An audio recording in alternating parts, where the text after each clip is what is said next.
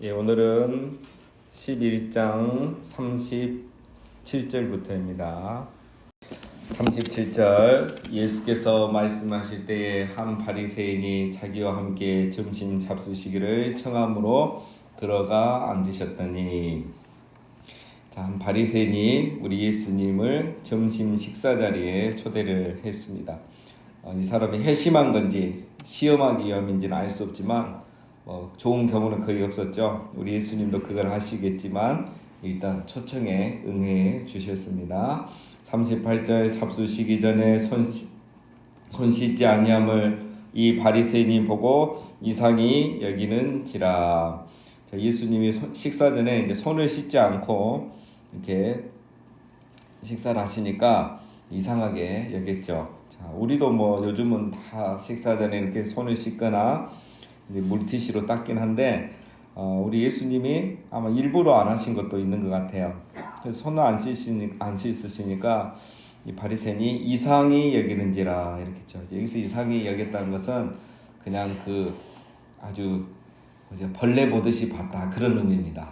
아주 무시하고 경멸하고 어떻게 저럴 수가 있느냐.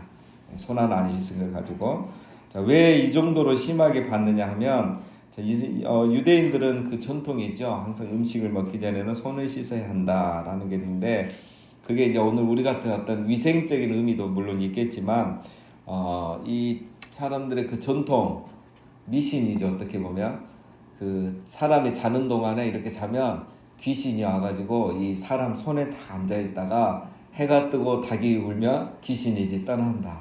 이런 미신이 있어요. 우리도 그런 게 있잖아요. 그래서 음식을 먹기 전에는 이 손을 씻어야지. 그렇지 않으면 부정해진다 이거야.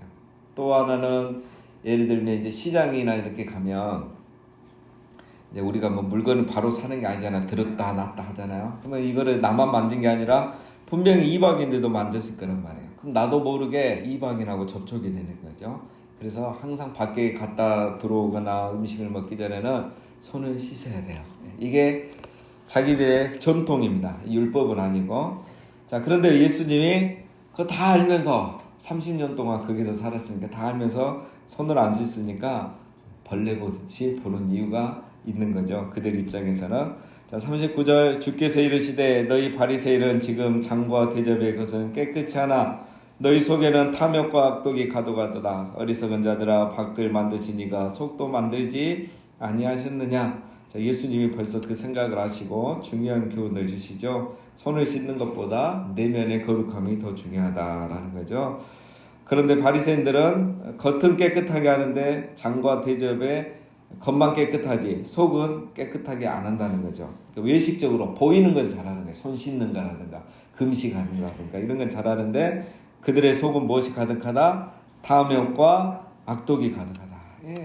종교 생활은 잘해요. 교회 생활, 해당 생활은 잘하는데 내면에는 탐욕은 욕심이 말하죠. 욕심이 가득하니까 그 다음에 뭐라 하겠습니까? 악독이 가득한 거예요. 악독이라는 거는 이 도덕적인 죄입니다.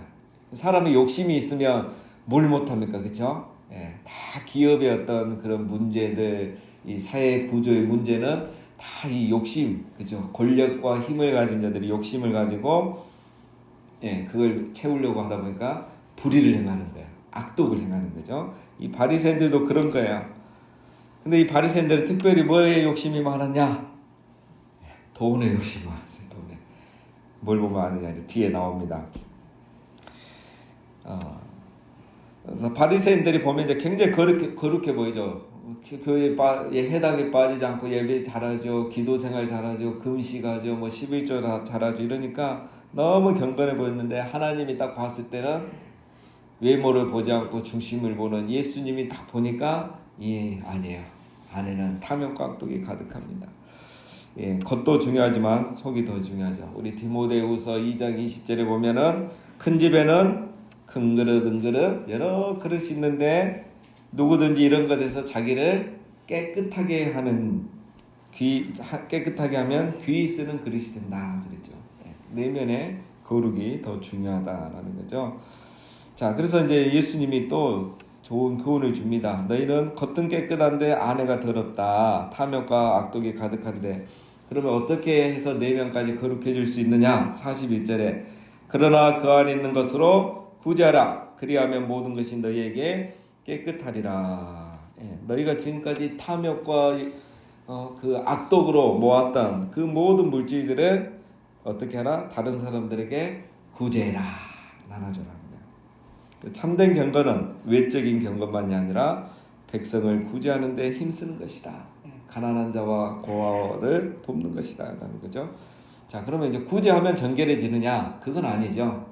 구제하면 정결해지는 것은 아니고, 참된 경건은 외적인 경건만 아니라 내적인 경건까지 나타난다 라는 걸 예수님이 강조해 주는 거죠. 여러분, 누가복음에 보면 삭개오가 예수님을 만났을 때 어떻게 합니까? 예수님이 아무 말도 안 했는데 삭개오가 내가 내 소유의 절반을 가난한 자들에게 나누고 누구 것을 훔친 것이 있으면 4배로 갚아주겠다 이렇게 말했잖아요. 시키지 않았는데 왜 이런 말 하겠습니까? 참된 경건, 하나님의 나라가 임하니까 그동안 탐욕과 악독으로 모았던 모든 재물들이 자기게 아니라는 걸 이제 아는 거죠. 그래서 다 나눠주겠다는 거예요. 자, 하나님의 나라가 임하면 이렇게 정말 4명까지 정결한 거룩한 사람이 된다라는 거죠. 근데 바리새인들은 그렇게 안 하죠. 42절에 화 있을진저 너희 바리새인이여 너희가 박하와 운양과 모든 채소의 11조는 드리되 공의와 하나님께 대한 사랑을 버리는도다. 그러나 이것도 행하고 저것도 버리지 말아야 할지니라. 자, 화 있을진저 이 말이 이제 오늘 한 6번 나오는데 무슨 말이냐면 쉽게 말하면 너희가 지금 회개하지 않으면 저주받을 것이다 이거예요.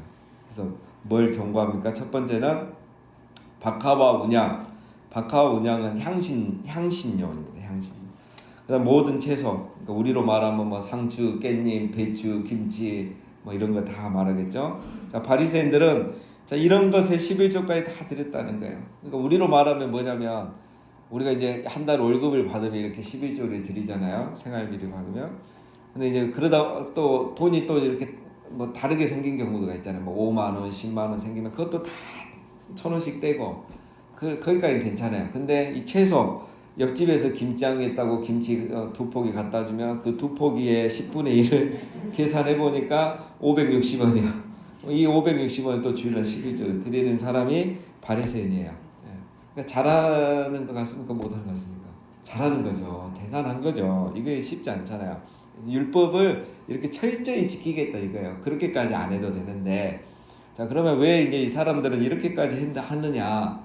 이 바리새인들의 역사를 이제 아는 게 중요한데, 바리새인들의 역사는 시작은 그 포로기 이후부터 시작된 거예요. 이 사람들이 포로로 잡혀가서 보니까 우리가 하나님의 선민인데 왜 이런 고난에 당할까 하고 돌아보니까 율법을 순종 안 한 거예요. 안식일을 제대로 안 지켰고 뭐 10의 1조를 제대로 안 했고 6월절을 제대로 안 지키고 이제 이걸 깨달은 거예요. 그래서 이제 그때부터 말씀 운동이 일어나고 회당이 생기고 그게 오늘 이제 교회의 모체입니다. 그 전에는 이제 모이면 제사만 드렸잖아요. 그러니까 제사만 드렸지 율법을 순종하지 않았던 걸 이 사람들 깨닫고 그때부터 이제 말씀을 연구하기 시작한 거예요. 안식일은 어떻게 지켜야 되지 하니까 성경에 자세히 안 나왔어요. 그래서 234가지 율법을 만들고 이 구약에 있는 모든 율법을 613가지로 다 정리를 하고 그래서 이제 열심을 내서 그걸 지키는 거예요. 그 중에 하나가 이제 11조는 그래 뭐 이 한 달 수입의 10의 1조만 게 아니라 옆집에서 김장 갖다 주면 그것도 하나님 주신 거예요. 11조 해라 이렇게 한 거예요. 그래서 이제 처음에 1세대 2세대는 이거를 정말 하나님 사랑하는 마음 회개하는 마음으로 지켰는데 이제 3세대 4세대 5세대가 오면서 형식은 남고 내용은 사라진 거야. 오늘 우리하고 똑같아요. 부모님 세대 하는 거고 젊은 세대 하는 거 다르듯이. 자, 이런 좋은 것이 이제 시간이 흐르면서 형식만 남게 된 거죠. 그러니까 지금 어떻게 됐습니까? 그 결과는 이런 11조는 들이대 공의와 하나님께 대한 사랑은 버린 거예요. 11조는 이렇게 철저히 하면서 공의와 사랑, 세상에 나가서 직장생활하면서는 그냥 눈 감고 죄를 짓고 그 입만 열면 거짓말하고 이 사람이 그리스도인지 지금 그쵸? 우리도 그건 많이 보잖아요. 그리스도인지 아닌지 구별이 안 돼요. 특히 정치 세계로 가면은 더 그래요. 공의가 없어진 거예요. 그 하나님 경외하는 마음도 없고 이렇게 살아가는 사람이 누구였다? 바리새인이었다는 거예요. 그런데 이제 바리새인들은 자기들은 경건하다고 생각하죠. 왜? 이 율법을 철저하게 지키고 있기 때문에 이게 문제예요. 이게. 자, 그래서 우리 예수님의 결론은 뭐죠? 42절 마지막에 보면 그러나 이것도 행하고 저것도 버리지 말아야 할지니라. 그러니까 10의 1조도 잘하는 것도 중요하고 공의와 사랑을 행하는 것도 중요하다. 두 개 다 해야 된다 이거예요. 뭐 요즘 뭐 이제 11조 신약 시대 11조 폐지론자들도 있는데 그건 아닙니다. 예. 오늘 보면 예수님 말씀 보면 이것도 행하고 저것도 행하고 형식과 내면이 다 중요한 거예요. 하나를 잡으면 결국 이렇게 치우치게 되고 잘못되게 되는 거죠. 자, 두 번째 잘못은 뭐냐? 43절에 화 있을진저 너희 바리새인이여 너희가 회당의 높은 자리와 시장에서 문안받는 것을 기뻐하는도다. 자, 바리새인들의 첫 번째 문제는 겉과 속이 다르다. 그러면서 속이 더럽다. 두 번째는 회당의 높은 자리와 시장에서 문안받는 것을 기뻐한다. 그러니까 우리로 말하면 교회 오면은 높이 사람들에게 칭송받으려 하고 높은 자리만 차지하려고 하고 또 세상에 나가면 사람들에게 이렇게 유명한 사람처럼 대우받으려고 하고 그런 걸 좋아한다는 거예요. 좋아할 수는 있죠. 이게 뭐가 문제냐? 그것만 좋아하게 되면 외식하게 되는 거예요. 자기 수준은 그게 아닌데 자꾸 사람들이 이렇게 존경해주고 높여주니까 진짜 자기 수준이 그렇게 되는 것처럼 보여야 된단 말이에요. 그러니까 외식을 안 할 수가 없게 되어 있는 겁니다. 44절 화 있을진저 너희여 너희는 평토장한 무덤 같아서 그 위를 밟는 사람이 알지 못하느니라. 평토장한 무덤이란 건 뭐냐면 이제 사람이 죽으면 장례를 치르고 이제 이 유대인들은 가족 무덤을 씁니다. 그러니까 동굴을 하나 파가지고 거기에 이제 가족들을 계속 넣어요. 예. 그냥 건조하니까 우리처럼 뭐 땅에 묻어서 이렇게 할 필요가 없어요. 그런데 이제 그 족보 없이 죽는 사람, 그 연고지 없이 죽는 사람, 노숙자 이런 사람 죽으면 무덤이 없잖아요. 근데 장례를 해야 된단 말이에요. 시신이 그냥 있으면 안 되니까. 그래서 그냥 땅 파가지고 묻어버리고 그냥 흙으로 딱 덮어버리는 거예요. 그래서 보면은 이 무덤인지 그냥 길인지 알 수가 없잖아요. 그러니까 사람들이 그걸 모르고 지나가는 사람은 그 시신을 밟고 지나가는 거죠. 그러면 율법에 의하면 시신을 만진 자는 7일 동안 부정한다고 했으니까 그 사람은 부정해지는 거예요. 네. 자, 이걸 말하면서 너희는 뭐가 같다? 평토장한 무덤. 무덤인지 아닌지 모르는 이 무덤. 그래서 남을 부정하게 하는 이 무덤처럼 너희는 겉으로 보니까 경건해 보이는데 속은 썩었다. 너희는 똑같다. 평토장한 무덤하고 똑같다. 이거죠. 그러면서 너희는 티는 안 나는데 그러면서 다른 사람을 오히려 부정하게 하고 다른 사람까지 신앙생활을 방해하는 그런 사람이다 라고 이렇게 세 가지 책망을 했습니다. 이 말을 듣고 45절에 한 율법사가 예수께 대답하여 이르되 선생님 이렇게 말씀하시니 우리까지 모욕하심이니이다. 율법교사가 열이 받은 거야. 바리새인을 책망했는데 왜 이러느냐? 율법교사는 바리새인들의 선생님입니다. 이 바리새인이라는 것은 어떤 무리입니다. 경건하게 율법을 철저히 지키고 살겠다고 작심한 사람들이에요. 이 사람들을 가르치는 교사가 율법교사이겠죠. 입니다. 그래서 이 사람이 이제 열받죠. 자기가 가르쳤던 이 제자들을 욕하니까 그 말은 곧 자기를 욕하는 거죠. 그래서 이렇게 말하는 거죠. 자, 46절 우리 예수님이 더 세게 얘기합니다. 이르시되 화 있을진저 또 너희 율법교사여 지기 어려운 짐을 사람에게 지우고 너희는 한 손가락도 이 짐에 되지 않는도다. 예.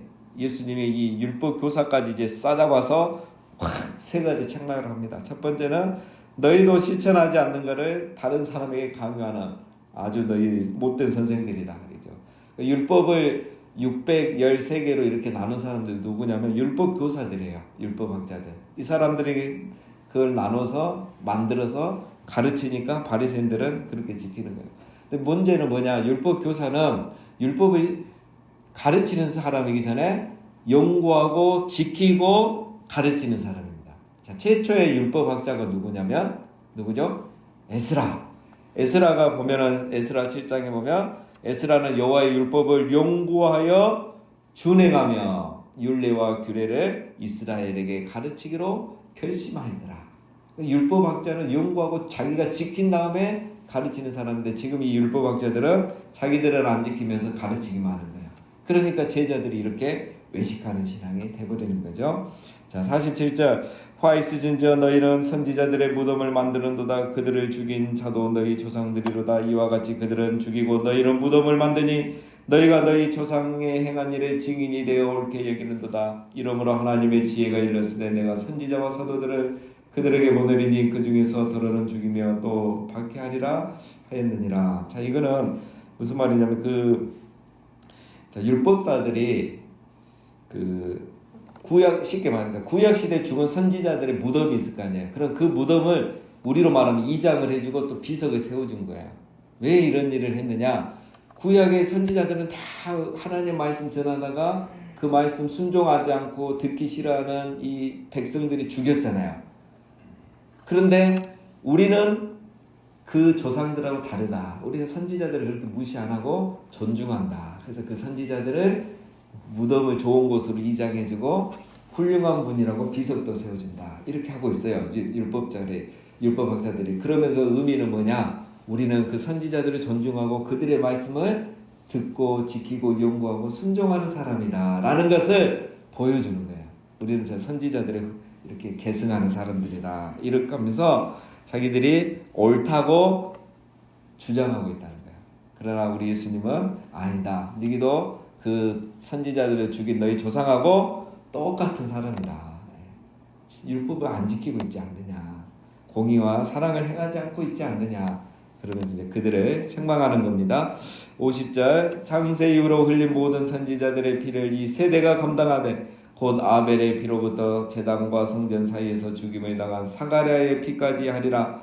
내가 너희에게 이르노니 과연 이 세대가 감당하리라. 화 있을진저 너희 율법 교사여 너희가 지식의 열쇠 천국의 열쇠를 가져가서 너희도 들어가지 않고 또 들어가고자 하는 자도 막았느니라 하시니라. 이 지식의 열쇠는 천국의 열쇠로 되어 있습니다. 다른 데 보면 자, 왜 이제 세 번째 이 책망을 받는 이유는 52절에 보면 이 율법을 가지고 잘 가르쳐서 자기도 천국에 가고 사람들도 천국 가게 해야 되는데 자기도 못 가고 남도 못 가게 하고 있다 이러는 거예요. 그래서 51절에 보면 이 세대가 그 죄값을 다 너희가 감당할 거다. 언제? 50절에 보면 창세 이후로 흘린 모든 선지자의 피를 이 세대가 감당하되 아벨부터 사가랴.